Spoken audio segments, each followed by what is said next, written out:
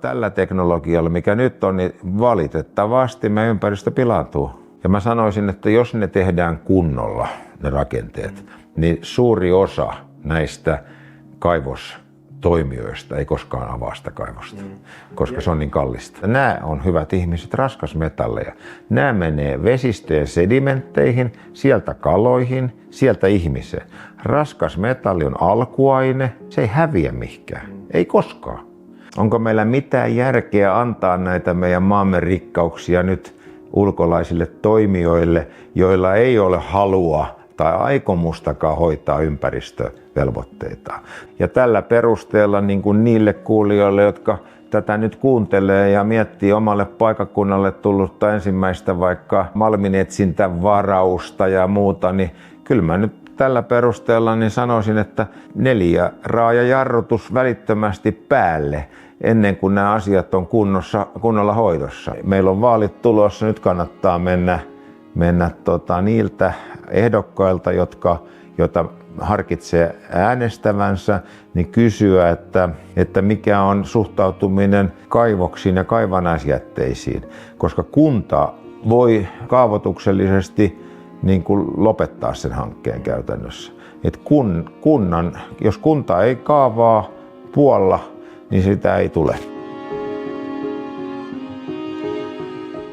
Nyt meillä on, oliko se nyt tiiveysasiantuntija? Tiivisrakenneasiantuntija, diplomi-insinööri Peter Brandt. No niin, eli nyt meillä on varmasti niin kuin Suomen terävintä kärkeä tältä alalta kertomassa, että miten se pitäisi tehdä se kaivos, jos se tehtäisiin niin kuin hyvin. Kiitoksia, kun pääsin tähän puhumaan ja alkuun täytyy todeta, että mä en ole insinöörinä teollisuutta vastaan, enkä ole myöskään kaivoksia vastaan, koska mehän tarvitaan mineraaleja ja just me ollaan kummatkin tässä sekä haastattelija että minä niin sähköautomiehiä. Kyllä. Ja mehän halutaan ja ymmärretään se, että tarvitaan uutta teknologiaa ja uusiutuvia energialähteitä, niin se on meille kummallekin varmaan tärkeää. Ei ole tarkoitus puhua tässä tänään politiikkaa, vaan puhutaan teknologiaa, ei ole ideologia, on ainoastaan teknologia.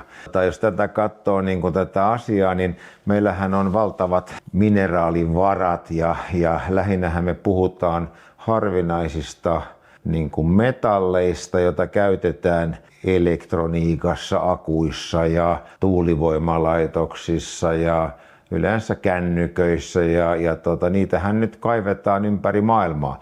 Meidän niin kuin oma mineraalivarat, niin tyypillisesti meillä on pikkasen niin kuin köyhiä nämä meidän mineraaliesiintymät, joka tarkoittaa sitä, että tulee hirveän paljon sitä sivukiveä. Tai ihmistä helposti ajattelee, että mitäs tossa, että me otetaan se kivi sieltä luonnosta, maaperästä, me murskataan se ja sitten me otetaan siitä ne mineraalit, käytännössä raskasmetallit talteen ja palautetaan se kivi luontoon. Mutta tässä on semmoinen ongelma nyt, että meidän maaperässä on useita alueita, joissa on niin kuin sulfidirikkipitoista sitä sivukiveä, jätekiveä.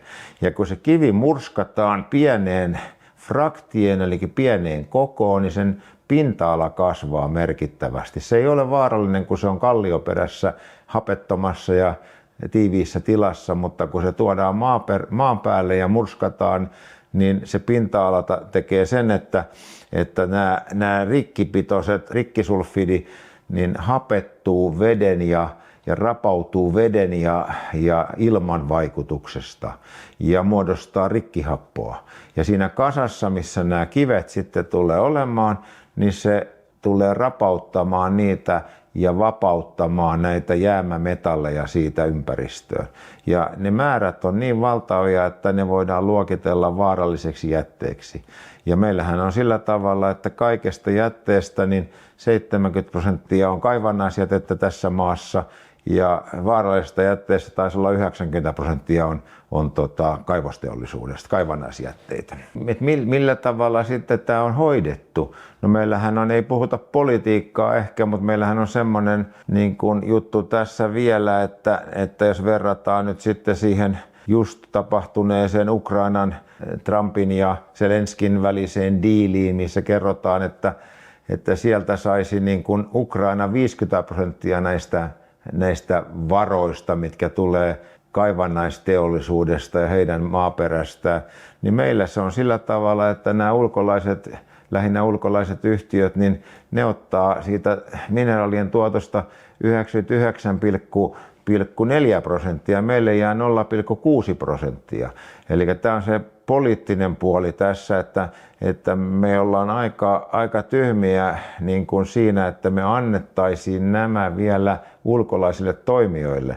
No sitten kun mennään siihen, että miten nämä hoidetaan, niin itsenä mun taustani on siis tiivisrakenteista, eli tämmöisestä niin kuin ympäristögeotekniikasta, joka on rakentamista, ja on ollut mukana niin kuin tekemässä, aikanaan oli EU:n yhdyskuntajätedirektiivi, ja se direktiivihän on tämmöinen ohje, mitä valtioiden pitäisi noudattaa. Ja 2008 tehtiin ohjeistus, joka nojautui tähän direktiiviin näille yhdyskuntajätteiden kaatopaikalle, eli meidän kaatopaikalle, mihin meidän keittiöstä menee jätteet. Se on erittäin hyvä. Se on tehty viimeisen päälle. Se noudattaa rakentamisen kaikkia laatuvaatimuksia ja toimii täydellisesti. Meidän suurimmat kaatopaikat on kaikki rakennettu, pohjarakenteet, pintarakenteet, että sieltä ei lähde mitään haitta-aineita ympäristöön. Okei, ne haitta-aineet, jotka lähtee yhdyskuntajätteiden kaatopaikoilta, niin nehän on biojätettä. Ne ei ole raskasmetalleja, vaan ne ovat bakteereita tai vastaavia, jotka tietysti niin kuin ovat haitallisia. Kun ne pääsee vesistöön, ne rehevöittää ja muuta, nehän ei ole hyvä asia. No sitten kun mennään kaivannaisjätteisiin, niin nyt tällä mekanismilla, jota äsken kerroin, tämä rikkihapon liuuttusmekanismi, niin tämä liuuttaa nyt raskasmetalleja sitten ympäristöön. Ja nämä rakenteet, nämä suojarakenteet, nämä barrierirakenteet, jotka pitäisi estää se, mitä on meillä yhdyskuntajätteiden kaatopaikoilla, niin niitä ei käytännössä ole kunnollisia kaivannaisjätteitä. Ja tämähän on niin kuin valtava ongelma. Eli siellä ei ole mitään vaatimuksia myöskään toimijoille, suunnittelijoille, rakentajille. Ainoa vaatimus, mikä sillä puolella on patoturvallisuusinsinööri, joka on niin kuin lain mukaan pitää olla, että padot ei sorru, kaadu, murru. Mutta tämä insinööri, joka sinänsä varmasti on pätevä, niin ei ota kantaa näihin altaisiin. No nyt sitten meillä on sellainen dilemma tässä myöskin, että kun tehdään jäteallas, se jätehän on, niin kuin, sitä voi olla kahta erilaista lähinnä. Toinen on nämä sivukivet, jotka on näitä rikkisulfidikiveä. Voisi mainita, että Terrafamella niin se on tämmöistä mustaliuskealuetta, missä se rikkipitoisuus on erittäin suuri, 9% jopa, joka on siis todella paha. Sitten toinen jäte on siitä prosessista tuleva rikastushiekka. Ne rikastushiekat pumpataan tämmöisiin valtaviin altaisiin, jotka voivat olla esimerkiksi 2 kilometriä-3 kilometriä sivultaan ja 7-80 metriä korkeita. Ja tämä teknologia, mitä kaivosteollisuus käyttää niiden patojen rakentamiseen, on semmoiset padot, jotka suotuu läpi, koska se on halvin tapa ja se on se tapa, millä esimerkiksi vesialtaat ja tämmöiset kastelualtaat suunnitellaan. Siellä ei ole mitään niin kuin sellaista vesitiivistä kerrosta. Ei. Se on vaan maata, jota on tiivistetty. Se on maata, joka on tiivistetty siihen ja sitten se heidän ajattelutapansa on siellä, voi olla jonkinnäköinen rakenne, usein täysin käsittämättömiä turverakenteita siellä alhaalla tai se on tehty turpeen päälle. Turvehan on erittäin hyvä materiaali esimerkiksi huussissa, eikö niin? Mm-hmm. Koska se imee ja se voi olla tiivis, kun se on puristettuna, mutta eihän sen päälle voi mitään rakentaa, sehän on aivan selvä asia. Niiden ajatus on se, että esimerkiksi Kevitsan kaivoksella niin tämä rikastushiekka-allas vuotaa joka puoleltaan ympäriinsä niin pahasti, että ne joutuu suojapumppaamaan sitä suotovettä takaisin sinne altaaseen. No kysymyshän kuuluu tietysti siinä vaiheessa, no mitä sitten kun se kaivosyhtiö on lähtenyt tontilta, niin kuinka kauan niitä pumpataan ja kenen rahoilla?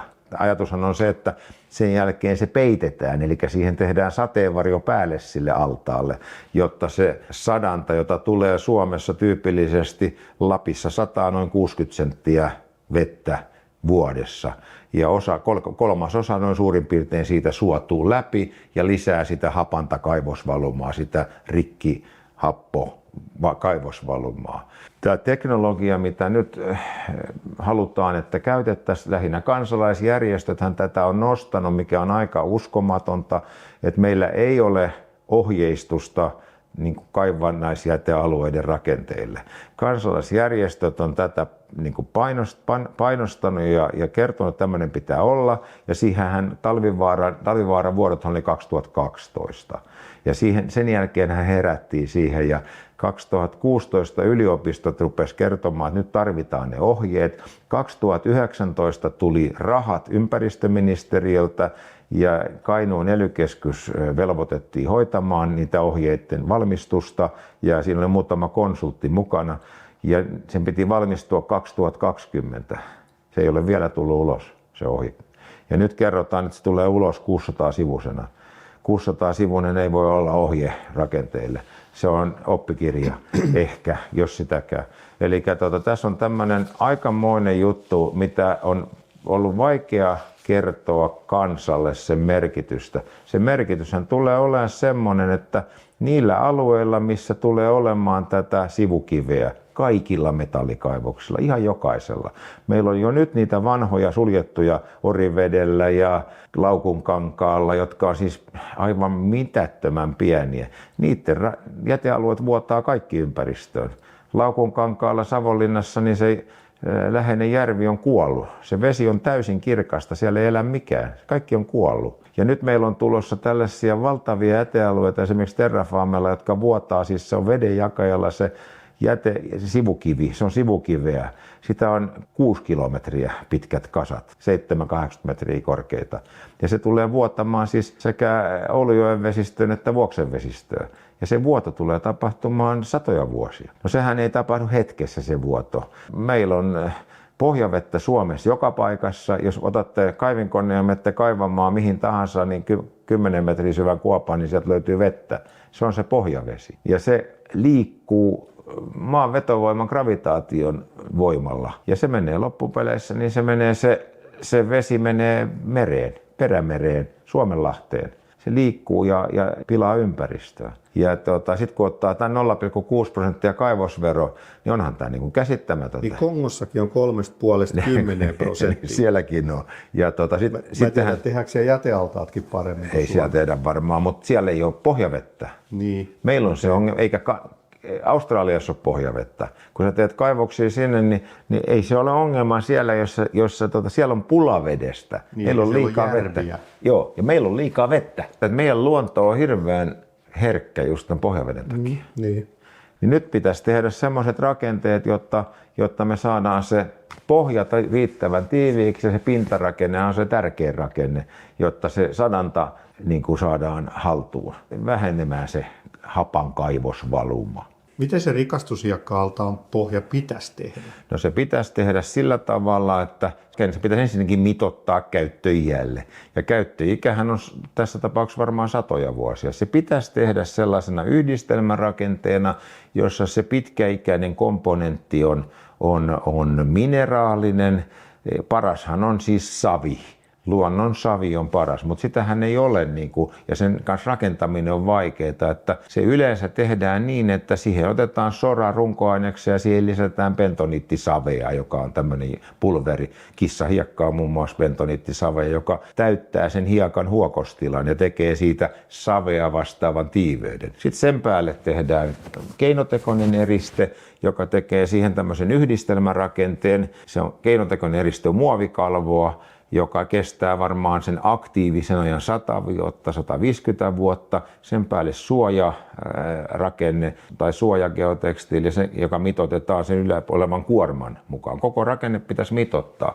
Tämä on ihan normaalia teknologiaa niin kuin teollisuuden kaatopaikoilla ja yhdyskuntajätteiden kaatopaikoilla.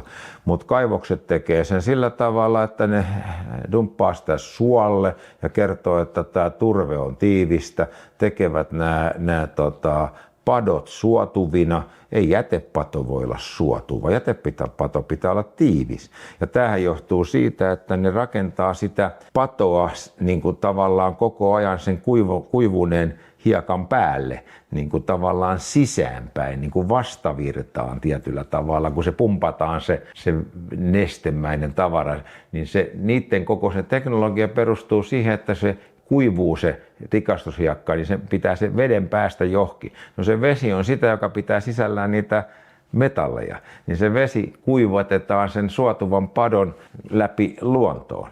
Kun se pitäisi tehdä niin, että siellä on tiiviit pohjarakenteet ja niiden päällä kuivatuskerrokset, jotka tuo sen veden, sen suotoveden padon läpi alta hallitusti keräiltynä johonkin puhdistuslaitokseen. Ja se puhdistuslaitos ottaa sen kaiken veden talteen, puhdistaa sen ennen kuin päästään sen luontoon. Ja mä sanoisin, että jos ne tehdään kunnolla, ne rakenteet, niin suuri osa näistä kaivostoimijoista ei koskaan avaa sitä kaivosta, koska se on niin kallista. Eikö ne kaivosvedet ja myöskin nämä suotovedet, niin eikö ne voi niinku jollain tislata tai käänteisosmoilla? Siellähän on teknologia olemassa. Mutta ne on vaan niin hiton kallista. Ne on kallista. Ja kun ei vaadita. Niin. Se halvinta on pistää se purkuputki. Ajattele 60 kilometrin purkuputki tehtäisiin nyt Suhangosta Tervolaa. Niin se on halvempaa tehdä se purkuputki kuin investoida puhdistuslaitoksiin. Se mikä on viisain politiikko on Sirpa Pietikäinen. Ja Sirpahan on monta kertaa sanonut, että jos ei tällä niin kuin aikajanalla tässä pisteessä ole varaa hoitaa ympäristöpuolia, kannattaisi odottaa. Että niiden mineraalihinnat on sillä tasolla, että on varaa. Sitten kun mennään sinne vähän mun osaamisen ulkopuolelle, on nämä prosessivedet, niin kuin, mitkä käytetään niin kuin metallien rikastamisessa, niin siellähän on siis se pääkemikaalihan on ksantaatit. Kultakaivoksilla se on syaniidi. Nythän tehdään niin kuin kaivoksilla tyypillisesti näitä purkuputkia. Niin voi kysyä, että okei, purkuputki, ne on 60 kilometriä pitkiä tai vastaavia. Miksi tehdään purkuputki? No sehän tehdään sen takia, että nämä prosessivedet ja niissä olevat metallit ja kemikaalit saadaan laimennettua isompaan vesistöön. Niin voi kysyä, että onko tämä kestävää? Että eikö meillä olisi parempi niin kuin puhdistaa ne, kun nykyaikana niin nämä prosessivedet lähinnä luonnonvesiä vastaavaksi ja päästää sitten vasta vesistöön. Et me tehdään tällaista nyt tavallaan meidän seuraavien sukupolvien niin kuin harmiksi, jos näin voi sanoa. Tämä on niin kuin se, että tässä on niin kuin kaivosten ympäristövaikutuksissa on kaksi asiaa. Toinen on nämä jätteet, jotka on se iso, pitkäaikainen, satoja vuosia kestävä ongelma. Ja toinen asia on nämä prosessivedet, jotka tulee. No kaikki kaivoksethan on näitä. Siellä Terrafamella, siellähän sanottiin, että tämä on suljetussa kierrossa. Ne vieläkin kertoo, että se on suljetussa kierrossa, vaikka ne päästää 12 000 tonnia sulfaatteja Nuasjärveen, niin ne kertoo, että ne on suljetussa kierrossa. Eli tämä niin kuin myytti tästä suljetusta kierrosta, niin se kerrotaan ensin ja sitten tehdään purkuputki. Ja tämä on niin kuin sillä tavalla aika järkyttävää. No sitten jos mennään vielä vähän politiikkaan ja rahoitukseen, niin voi miettiä sitä, että onko meillä mitään järkeä antaa näitä meidän maamme rikkauksia nyt ulkolaisille toimijoille, joilla ei ole halua tai aikomustakaan hoitaa ympäristövelvoitteita.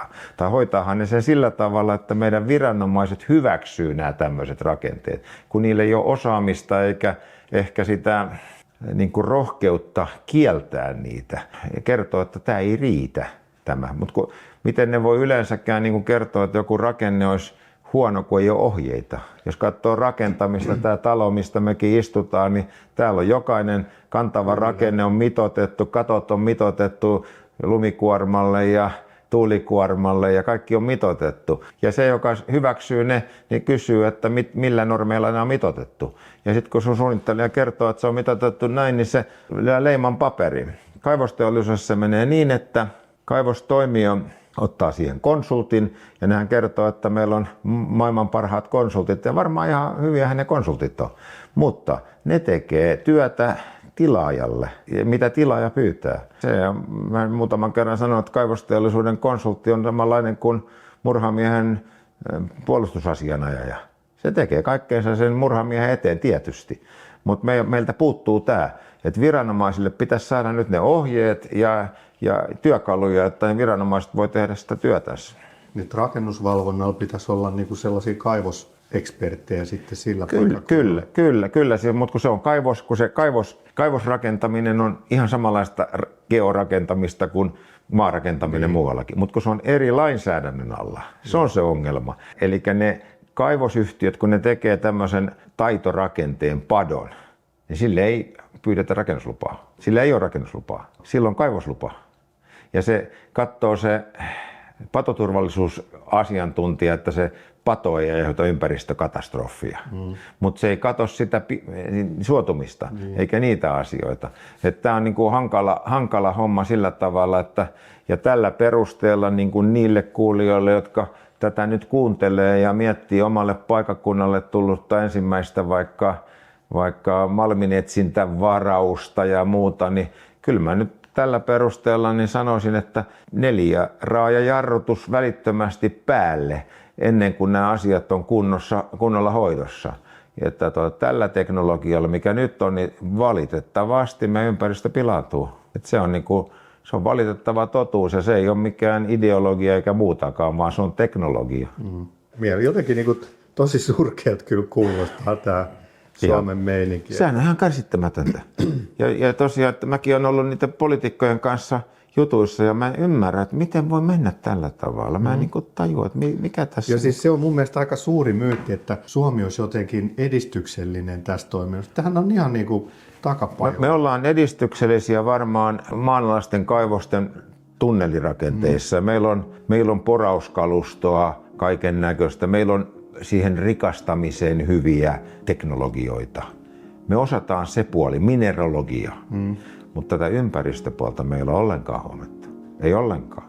Meillä on vaalit tulossa, nyt kannattaa mennä niiltä ehdokkailta, joita harkitsee äänestävänsä, niin kysyä, että mikä on suhtautuminen kaivoksiin ja kaivannaisjätteisiin, koska kunta voi kaavoituksellisesti niin kuin lopettaa sen hankkeen käytännössä.